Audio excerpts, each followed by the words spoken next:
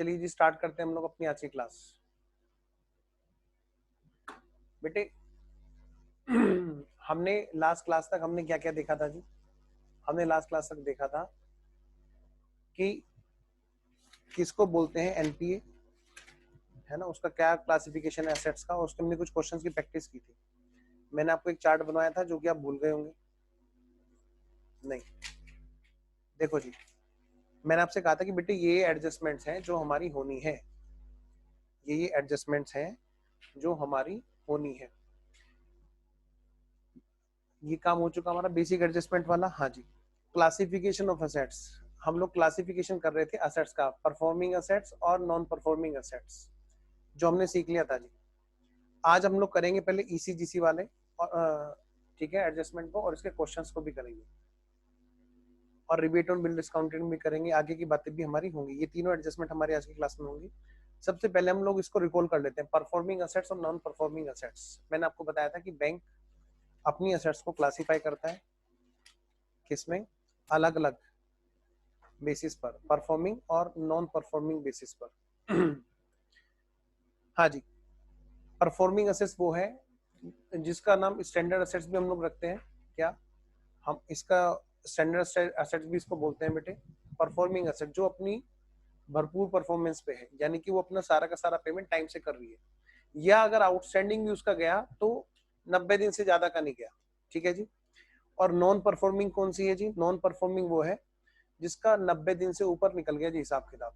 फिर उसके बाद में क्या कि 90 दिन से ज्यादा का आउटस्टैंडिंग हो जाए, या तो या फिर टेक्निकली उसने कुछ डिफॉल्ट कर दिया है जिससे हम उसको आउट ऑफ ऑर्डर कह रहे हैं। आउट ऑफ ऑर्डर यानी कि वो उन टर्म्स को, उन शर्तों को कंप्लायंस जो लगातार करने की है वो नहीं कर पा रहे हैं, और ऐसी बात को हुए 90 से ज्यादा दिन हो गए हैं, तब भी हम उसको नॉन परफॉर्मिंग कहते हैं। क्योंकि परफॉर्मेंस का मतलब सिर्फ यही नहीं है कि पैसा दे देना टाइम से।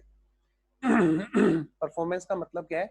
उन शर्तों का ध्यान में रखना भी है जो बैंक के यहाँ पर उनको लोन देते हुए सैंक्शन टर्म में, सैंक्शन लेटर में बताई गई थी। या फिर तीसरी बात, एनी अमाउंट या फिर किसी अमाउंट के लिए जो जिसके लिए ड्यू डेट के लिए बैंक ने एक फिक्स डेट दे रखी है, भाई इस डेट पर आप क्या करेंगे, आप अपनी परफॉर्मेंस देंगे, ठीक है, अपना पेमेंट करेंगे। लेकिन उन्होंने क्या किया बेटे? उसका पेमेंट नहीं किया। तो ऐसे केस में क्या होगा जी? ऐसे केस में क्या होगा? ऐसे केस में जैसी वो डेट गई तुरंत के तुरंत वो क्या बन जाएगा बेटे? नॉन परफॉर्मिंग बन जाएगा। मुझे पहले बताओ, यहां तक सब ओके है ना? किसी को यहां तक कोई दिक्कत बेटा? बोलो जी, यहां तक कोई दिक्कत नहीं है। नेक्स्ट, तो बाद में बात करते हैं इसकी कि ये तीन तरह की होती हैं। एक तो है सब स्टैंडर्ड, मैंने कहा शुरू के 1 साल तक तो इसका नाम हम ऐसी नॉन परफॉर्मिंग का नाम हम सब स्टैंडर्ड रखेंगे। जब 1 साल बीत जाएंगे, 1 साल से ज्यादा होते हैं, हम इसको क्या करेंगे, अब इस पर शक होना शुरू हो जाएगा, इसको हम बोलेंगे ये डाउटफुल है। यानी कि सब स्टैंडर्ड हुए 1 साल से ज्यादा हो जाए, फिर इसके बाद में जब ये डाउटफुल बन जाएगा, फिर डाउटफुल बनने के बाद में भी इसकी तीन कैटेगरी है। नंबर 1, डाउटफुल बने हुए उसको 1 साल हो गया हो, या फिर डाउटफुल बने हुए उसको 1 साल से ज्यादा हो गया हो, या फिर डाउटफुल बने हुए उसको 3 साल से ज्यादा हो गए। ठीक है, 1 साल से ज्यादा लेकिन 3 साल के अंदर अंदर, और फिर 3 साल से। इनसे फर्क क्या पड़ना था जी? इनसे इनकी प्रोविजन की परसेंटेज अलग अलग है। स्टैंडर्ड पे 0.40 बनता है जी। कुछ ना बोले तो हम मानते हैं अदर परफॉर्मिंग वाली। जो नॉन परफॉर्मिंग है शुरू में वो 1 साल तक क्या रहा था? सब स्टैंडर्ड। उससे क्या फर्क पड़ा था? कह रहे हैं सिक्योर्ड वाले पार्ट पे 15%, अनसिक्योर्ड वाले पे 25% की प्रोविजन बननी है। जो डाउटफुल है कहते हैं अनसिक्योर्ड तो 100%, सिक्योर्ड वाले पर शुरू के 1 साल तक, शुरू के 1 साल तक, शुरू के 1 साल तक 25%, 1 साल से ज्यादा लेकिन 3 साल तक बेटे 40%, और जब 3 साल से ज्यादा हो जाए तो 100%। फिर है जी लॉस एसेट्स। लॉस एसेट्स में क्या है? कह रहे हैं चाहे वो सिक्योर्ड हो चाहे अनसिक्योर्ड हो, अगर उसको ऑडिटर ने या फिर आरबीआई के इंस्पेक्टर ने, अब ऑडिटर कौन सा, इंटरनल या एक्सटर्नल, दोनों में से कोई भी ऑडिटर, भाई साहब अब देखो आपकी कितनी वैल्यू है, आपकी बहुत वैल्यू है इस चीज के लिए, तो क्या करेंगे, उसी बेस पर उसको लॉस एसेट डिक्लेयर कर देंगे, यानी उस पर 100% प्रोविजन, मतलब कि भैया इससे पैसे नहीं आने वाले, इससे जितने भी पैसे दे रखे हैं, ठीक है ना, अब उन पे खतरा है तो प्रोविजन बनाएंगे। बच्चा क्या गलती करता है यहाँ पे, कभी कभी क्या करता है, इनकम का, इससे आने वाली इनकम का प्रोविजन बना लेता है 100%। कह रहे सर इससे जो ब्याज आ रहा है बस उसी का 100% प्रोविजन बनना है। जी नहीं, जो आपने रुपए दे रखे हैं, उसको लोन दे रखा है, वो लोन अब आएगा कि नहीं, 100% पहले उसका प्रोविजन बना लो। नेक्स्ट, एस्क्रो अकाउंट सर यहाँ पे एक डाउट था 20%। हाँ बेटा पूछो। सर, जैसे कि अपन ने ना, ऑडिटर ने लॉस असेट्स बोल दिया और अपन ने उसका 100% प्रोविजन बना लिया, और उसके बाद में अगर थोड़े टाइम बाद अगर वो पेमेंट वगैरह आए तो फिर उसके लिए कुछ एडजस्टमेंट होगी? कोई दिक्कत नहीं बेटे, प्रोविजन का नाम क्या होता है, जैसे हम रिजर्व फॉर हाँ, डाउटफुल वो डेट्स तो अपन बनाते है हैं। ना रिजर्व अलग से रख लेते हैं अपने प्रॉफिट में से। नहीं समझ रहे, मैं आपकी बात समझ ही नहीं पाया हूँ प्रॉपर। तो अपन प्रोविजन बनाते हैं, मतलब अपने प्रॉफिट को अपन कम करते हैं और अपन उसको एक प्रोविजन के रूप में रख देते हैं कि कल को अगर लॉस होगा तो अपन इसको यूज करेंगे, हाँ बिल्कुल सही कहा। है ना। अब जैसे कि अपन ऑडिटर है और उसने लॉस असेट्स बोल दिया, ठीक है, कि ये अब नहीं आएगा, और अगर बाई चांस कभी थोड़ा बहुत भी आ जाता है तो फिर क्या करेंगे? कुछ नहीं बेटे, प्रोविजन बना ही इसलिए था, उसको प्रोविजन में देखो, जितना आता जाएगा उतनी उतनी प्रोविजन वापस होती जाएगी पीएनएल में। P&L कर देंगे ना? हाँ बिल्कुल, पीएनएल से हटाया है हमने प्रॉफिट, कहीं ऐसा ना ये प्रॉफिट डिविडेंड के रूप में बढ़ जाए। कल को क्या करेंगे, अब वो प्रॉफिट मान लो फ्री होता रहा जो हमने उठा करके रखा प्रोविजन के नाम से, कल को प्रॉफिट बेटे फ्री होता रहा तो क्या कर देंगे, वो वापस करते रहेंगे। यानी कि वो सही, मतलब उस पर शक गलत किया था हमने। ठीक है। प्रोविजन का अमाउंट ओके कम सर। होते जाएगा ना सर? यस बिल्कुल, प्रोविजन का अमाउंट कम होता जाएगा। कैसे, डिफरेंस कहाँ एडजस्ट करते हैं, याद है वो दिन जब हम क्लोजिंग वाले आरएफबीडी और ओपनिंग वाली आरएफबीडी में और उसमें एडजस्टमेंट करते थे, पीएनएल में एडजस्ट करते थे। तो अगर हमारी प्रोविजन जो 100 रुपए की होनी थी हमने बना ली थी, अगले साल उस डेटर ने पैसे दे दिए, तो उसने मान लिया 10 रुपए दे दिए, तो बेटे 10 रुपए की प्रोविजन क्या हुआ, फ्री हो गई। अब वापस से उसको क्या करो, पीएनएल में वापस डालते रहो, क्योंकि उतनी आपकी इनकम जो है वापस से इनकम में बदल गई। आपने उस इनकम को हटाया था कि कहीं डिविडेंड के रूप में बट ना जाए। क्लियर है, जैसे आरएफबीडी वापस होती है ना बेटे पीएनएल में, वैसे ही वो वापस होती यस रहेगी। सर। ओके है। Okay sir. Yes sir. आओ जी, चलिए जी आगे बढ़ते हैं। तो मैं ये कह रहा हूँ कुछ बातें यहाँ पर थी जो हमें क्वेश्चंस में ध्यान रखनी थी। मैंने कहा in question if it is given only as standard assets then always presume, standard में कौन से वाली, अदर वाली, जिसपे 0.40% लगता है प्रोविजन। ठीक है, कौन सी वाली, अदर वाली मानेंगे। ये नहीं कि हम एग्रीकल्चर मानना शुरू कर दें, ठीक है, या रिस्ट्रक्चर एडवांस माने। If a customer account is NPA, अगर मान ले कोई कस्टमर एक अकाउंट के लिए एनपीए हो जाता है, जैसे मान ले बेटे आपका मान लिया बैंक में लोन चल रहा है, चलो मेरा मान लिया बैंक में लोन चल रहा है, मैंने हाउसिंग में फाइनेंस उसी बैंक से करा रखा है, मैंने कार भी उसी बैंक से फाइनेंस करा रखी है, मैंने बिजनेस के लिए भी उसी बैंक से फाइनेंस करा रखा है, और मान ले मेरे किसी एक अकाउंट की किस्त टूट गई और मैं 90 दिन से ऊपर निकल गया, तो मैं एनपीए हो गया। मैं एनपीए हो गया तो मैं सारे अकाउंट के लिए एनपीए कहलाऊंगा। ये नहीं कि मेरे तो खाली कार की किस्त टूटी, दीजिए आप मेरी खाली कार ले जाओ, अगर आपको ज्यादा जरूरत है, पैसे की जल्दी रिकवरी करनी है, खाली कार ले जाओ, नहीं जी, वो फिर सभी अकाउंट्स के लिए मैं एनपीए माना जाऊंगा। ये कहना चाहते हैं पॉइंट नंबर 2 में। और ये बहुत इंपॉर्टेंट पॉइंट है बेटे, ये भले ही इसका न्यूमेरिकली हमें मार्क्स नहीं दिलाएगा एग्जाम में, लेकिन प्रैक्टिकल लाइफ में बहुत ज्यादा इंपॉर्टेंट है। Anyways, if nothing given then always presume secured loan. पता है ये पॉइंट नंबर जो सेकंड है, इसी के लिए बार बार जो है ना बैंक मैनेजर बहुत रिक्वेस्ट करते रहते हैं आपकी, जब आप ऑडिट पे जाते हैं कि भाई एनपीए मत कर दियो, एनपीए मत कर दियो, कुछ ही करा ले पर एनपीए मत कर दियो। रीजन, क्योंकि बेटे एक एक क्लाइंट के ना, एक एक क्लाइंट के दो दो तीन तीन लोन चल रहे होते हैं। वो अब ये तो है नहीं कि आदमी एक की कार फाइनेंस कराने के लिए कहीं और जाएगा, यहाँ से बिजनेस का फाइनेंस है, जी नहीं। तो नॉर्मली क्या होता है, जो मोटी मोटी पार्टी होती है ना उसमें बड़ी नजर रखनी होती है। ठीक है, तो क्या होगा, एक खाते से सब खातों में असर आएगा।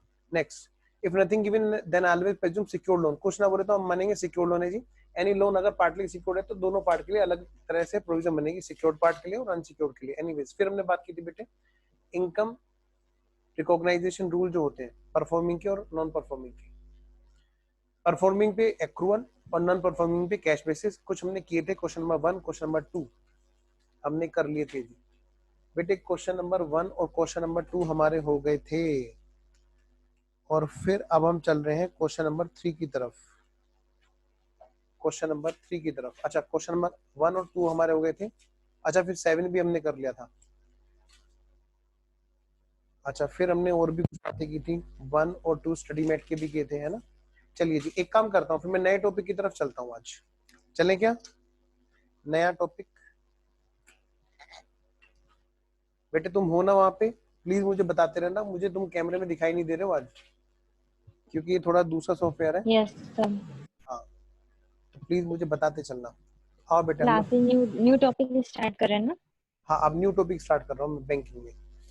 New topic in the sense कि हमारी जो एडजस्टमेंट चल रही है उनमें सीक्वेंस वाइज आज अब हम मैं कर रहा हूँ ये थर्ड पॉइंट, ईसीजीसी और डीआईसीजी कवर। Okay sir. हेडिंग बनाओ जी।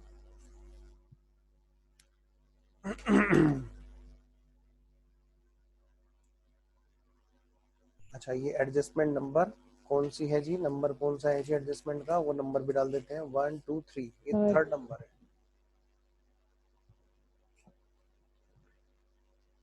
लो जी, ECGC oblique DICG cover and provisions. आजकल के टाइम में जैसे जो हालात मार्केट के हैं, बिजनेस को बढ़ावा देने के लिए हर तरह से हम लोग लगे हुए हैं, सब लोग। चार्टर्ड तो खैर हर जगह लगा ही रहता है, बैंक भी बहुत लगे हैं, सरकार बहुत मौके दे रही है बिजनेसमैन को। लेकिन ध्यान से बेटे, वहां पे गवर्नमेंट बैंक ने कई सारे लोन निकाले थे, याद है जब डिमोनेटाइजेशन हुआ था तब भी मार्केट नीचे गई थी, तब भी गवर्नमेंट ने क्या किया, बहुत सारे मौके निकाले थे बिजनेसमैन के लिए। और ये आज की बात नहीं, शुरू से ही सरकार ये सिस्टम मेंटेन किए हुए है। ये टॉपिक आज का नहीं है कि ये आजकल में आया हो, आजकल तो आप इसको ज्यादा देखोगे, क्योंकि आजकल आपको जल्दी समझ में आना चाहिए। कैसे सर? मैंने कहा गवर्नमेंट एक सिक्योरिटी देती है बैंक को, कहती है बैंक ये जो नए बिजनेसमैन मार्केट में कुछ काम करना चाहते हैं, जो नए नए प्लेयर आना चाहते हैं, हम चाहते हैं कि नया जो ब्लड है, यंग जो ब्लड है इस टाइम पे और जो जोश में है अपने हर काम को करने के लिए, उसको हम बढ़ावा देना चाहते हैं बिजनेस के लिए। अच्छा कैसे? कि देख उनके पास पैसे नहीं है लगाने के लिए, लेकिन हिम्मत है और हर वो नॉलेज है जो उस बिजनेस को चलाती है, कि हाँ कि ठीक है तू इन्हें लोन दे, इनसे जो सिक्योरिटी ले सकता ले ले, और जो नहीं लेगा, जो जितना पार्ट इनका अनसिक्योर्ड रह जाएगा या ऐसा कुछ लगेगा, हम है ना, चिंता मत कर, गवर्नमेंट खुद इस चीज के लिए कवर देती है। आइए जी, पहले इसकी फुल फॉर्म लिखते हैं भाई। ईसीजीसी मतलब सर सीजीआईएसटी भी होता है ना? एक्सपोर्ट क्या बेटा? सीजीआईएसटी भी होता है ना स्मॉल बिजनेसमैन के लिए? बेटे वो तो बहुत सारी चीजें हैं, एमएसएमई की तो बहुत सारी सुविधाएं हैं, बहुत सारी। ठीक है ना, मैं बात करूंगा खाली यहाँ पे इसकी ईसीजीसी और डीआईसीजी कवर, जो गवर्नमेंट की तरफ से हमें बैंकों को, हम ये सोच के एंट्री करेंगे कि हम लोग बैंक हैं, क्योंकि हम बैंक की अकाउंटिंग और बैंक के फाइनेंशियल स्टेटमेंट की बात कर रहे हैं। याद है हम लोग जब भी हम कोई काम करते हैं अकाउंटिंग का, तो हम ये सोचते हैं कि हम वो बिजनेस के रूप में अपने आप को ढाल लेते हैं। आज हम लोग अपने आप को बैंक के रूप में ढाल के सोचेंगे। एक्सपोर्ट क्रेडिट गारंटी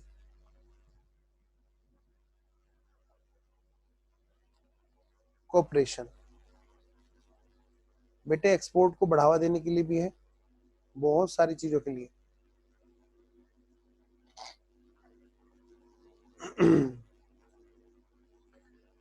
एक है जी deposit, DICG, deposit insurance credit guarantee corporation.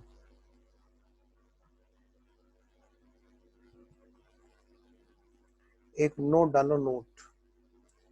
क्या ये बड़े प्लेयर के लिए, धीरू भाई अंबानी, मतलब खैर वो तो अब गुजर गए, उनके जो बच्चे मुकेश अंबानी, अनिल अंबानी या रतन टाटा, ये ऐसे से बड़े प्लेयर्स के लिए नहीं जी, नो ऐसे सर। बड़े प्लेयर्स के लिए नहीं है, ये छोटे प्लेयर्स के लिए। These are for SSI, these are to promote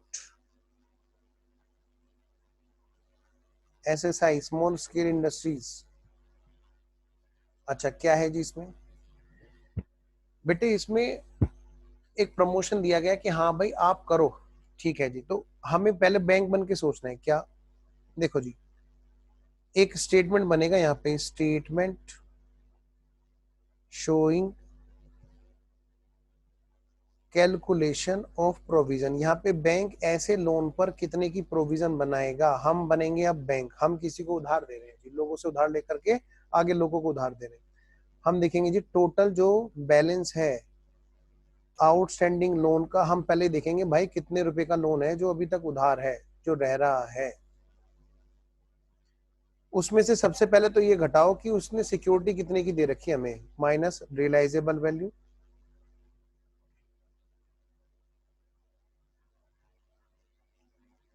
of security given. भाई कितने रुपए की उसने सिक्योरिटी दे रखी है पता है?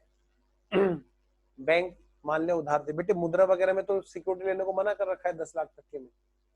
मुद्रा वगैरह के लोन कुछ इस तरह की लोन है, मुद्रा है, स्टैंड अप है, 10 लाख से ऊपर जो लोन होता है वो स्टैंड अप होता है, और भी बहुत सारी चीजें होती है। तो इनमें तो वैसे नॉर्मली सिक्योरिटी देने को मना कर रखा है, लेकिन जो दूसरे और भी प्रमोशन वाले लोन है बिजनेस इन चीज को अप करने के लिए, उसमें क्या करते हैं, वो कहते हैं ये देखो बताओ लोन कितने का रह रहा है, हाँ जी इतने का। अच्छा लोन मान ले सैंक्शन हो गया और प्रॉपर्टी कुछ सिक्योरिटी में आ भी गई, तो कहते हैं उसमें घटाओ पहले कितने रुपए की सिक्योरिटी उनकी बैंक के पास में है। तो बैंक ने घटा दिया, बैंक कह रहा है कि देखो जी ये है वो अनसिक्योर्ड पार्ट, बैलेंस जो रह गया वो ये है जी। अब ये जो कवर है कई बार जैसे क्या है 40% में कवर है, 50% में कवर है, ठीक है ना, 20% में कवर है, जितने भी परसेंट का कवर हमें क्वेश्चन देगा जो भी है, ठीक है ना, उसमें उसमें हमें उतने परसेंट की कवरेज उसकी ले लेनी है, किसके लिए, बैंक के लिए। और बाकी जो पार्ट है वो हमारा किस में आएगा जी, देखो जी, लेस ECGC, ECGC या फिर DICG की जो परसेंटेज दे क्वेश्चन में, जो क्वेश्चन में वो परसेंटेज देगा, वो हम परसेंटेज सीधा टोटल लोन पे नहीं लगाएंगे, बल्कि सिक्योरिटी घटाने के बाद जो बाकी रहा, क्योंकि भाई बैंक के लिए कितने का नुकसान हो सकता है वो यही तो है। ये थोड़ा ना बैंक क्या करेगा 50% तो इससे कर लिया, अच्छा, और बाकी सिक्योरिटी से तो बैंक तो 100% क्या हुआ, मजे ले गया। तो ध्यान से ECGC जो कवर है कितने परसेंट है, बैंक ने कहा 50% की सिक्योरिटी हमारी, तो ठीक है। तो ये क्या है, बैंक जो सॉरी गवर्नमेंट ने जितनी भी सिक्योरिटी दे रखी है, मान लिया 50% दे रखी है, सपोज करो मान लिया ये 1 लाख रुपए है, और मान लिया 50% का कवर है, तो बेटे 50,000 ही तो यहाँ पे सिक्योर्ड है गवर्नमेंट के द्वारा। कल को अगर लोन डूबता है तो बैंक को गवर्नमेंट से कितना मिलेगा, 50,000 मिलेगा जी। अच्छा तो बाकी का जो पार्ट है ये है जी unsecured portion of loan outstanding. अब इसमें हमें देखना पड़ेगा कि भाई इस पे प्रोविजन बननी है कि नहीं बननी है, तो ये इस बात पे डिपेंड करेगा। ये जो अनसिक्योर्ड पोर्शन है इसको फिर हम फिर से उसी चार्ट में लेके आएंगे कि भाई ये स्टैंडर्ड है या NPA सब स्टैंडर्ड है वगैरह वगैरह, सब बेटे सब कुछ वैसे ही होगा, ठीक है जी। इसमें बस थोड़ा सा ध्यान रखना, हमें प्रोविजन बहुत तरीके से बनानी है, ठीक है जी। जैसे मान लिया इसकी मैं बात करूं, इसमें जो सिक्योर्ड वाला पार्ट है जिसके ऊपर सिक्योरिटी दे रखी है, और जो अनसिक्योर्ड वाला पार्ट है, बिल्कुल बेटे सारे प्रोविजन वही लगेंगे, सारे के सारे वही लगेंगे। जो सिक्योर्ड वाला पार्ट है और जो अनसिक्योर्ड वाला पार्ट है, ये रहा जी 50,000 रुपए अनसिक्योर्ड। मान लिया 2 लाख रुपए की सिक्योरिटी थी और जी 3 लाख रुपए का लोन था। बेटे आपको पता है कितने की सिक्योरिटी है इसमें, 2.5 लाख रुपए की सिक्योरिटी है, 2.5 लाख वाला पार्ट सिक्योर्ड है, 2 लाख का तो प्रॉपर्टी, 50,000 क्या है गवर्नमेंट ने दे रखी है सिक्योरिटी। तो फिर से वही कहानी सिक्योर्ड वाले पार्ट पे भाई ये सब स्टैंडर्ड है या फिर डाउटफुल है या फिर लॉस्ट है?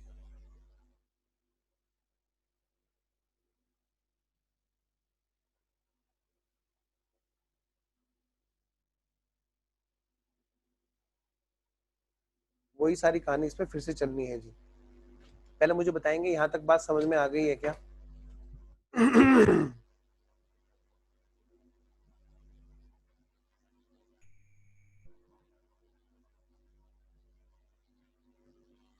बोलो जी।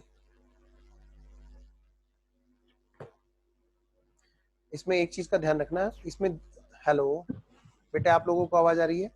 इसमें 2 लाख वाले पार्ट की तो बात अलग यस है, सर। लेकिन जो ईसीजीसी वाला पार्ट है, ईसीजीसी वाला, इसको थोड़ा ठीक कर लेना। ईसीजीसी या सीआई सॉरी डीआई डीआईसीजी कहते हैं, इस पे कोई प्रोविजन नहीं है, नो प्रोविजन, क्योंकि तो गवर्नमेंट ने गारंटी दे रखी है भाई सर आपकी 50,000 वॉइस की। क्लियर नहीं है। वॉइस क्लियर नहीं है? हेलो बेटे ऑडियो ओके है? बाकी बच्चे यस भी सर। बताओ। Yes sir. बेटे इस 3 लाख के कितने के हिस्से हैं? 3 लाख के 3 हिस्से हो गए। एक तो सिक्योर्ड वाला पार्ट 2 लाख का, ये भी सिक्योर्ड है 50,000, ये गवर्नमेंट का सिक्योर्ड है, कहते हैं इसमें मत प्रोविजन बनाने लगना। लेकिन जो बाकी का 2 लाख और ये अनसिक्योर्ड वाला 50,000 है, इन पे प्रोविजन की बात करना। मुझे यहाँ तक बताओ। सर प्लीज एक बार वापस रिपीट कर दीजिए। मैं फिर से रिपीट कर देता हूँ। मान लिया 3 लाख रुपए का लोन है जिसपे 2 लाख रुपए की सिक्योरिटी है। मान लिया 3 लाख रुपए का लोन है जिसपे 2 लाख रुपए की सिक्योरिटी है। तो भाई 1 लाख का लोन है जो बच गया था। अब उस 1 लाख के लोन की मैं बात करूं, उस 1 लाख के लोन में से 50% तो मिल गया कवर, और जो बाकी 50% के बाद में जो बचा वो रह गया 50,000 अनसिक्योर्ड। अब मुद्दे की बात यह है कि यहाँ पर हमें जो करना है वो है ये कि भाई 50,000 जो अनसिक्योर्ड पोर्शन है उसके लिए तो हमें पूरी की पूरी प्रोविजन बनानी है। कैटेगराइज वैसे ही होगा, स्टैंडर्ड, सब स्टैंडर्ड, डाउटफुल और वगैरह वगैरह वगैरह। लेकिन कैटेगराइजेशन की मैं बात कर रहा हूँ यहाँ पर प्रोविजन बनाने के पर्पज से। तो जो गवर्नमेंट का जो कवर है 50,000 का, उस पर कोई प्रोविजन नहीं बनेगी, और जितना पार्ट सिक्योर्ड वाला है 2 लाख का, उस पर भी वैसे ही प्रोविजन बनेगी जैसे सिक्योर्ड पर नॉर्मल एडवांसेस पे बनती आई है। बोलो जी, यहाँ तक ओके है? Yes sir. तो एक काम करते हैं, इसका एक क्वेश्चन करते हैं।